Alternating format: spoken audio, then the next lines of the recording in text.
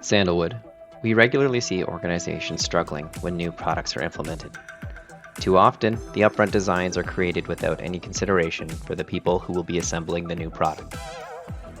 During the launch phase, operators are often exposed to physical product for the first time. Perhaps there are constraints that prevent them from being able to access the necessary areas. Can they reach, see, grasp, and maneuver the part into place?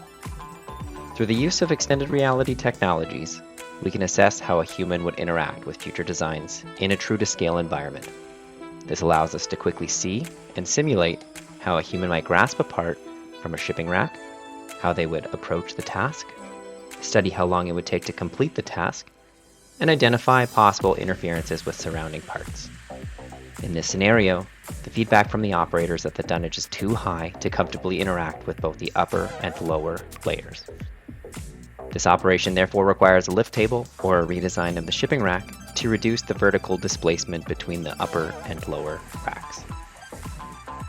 If you're ready to take your ergonomic analysis to the next level, or if you'd just like to start implementing these types of technologies in your process, please reach out to us at Sandalwood.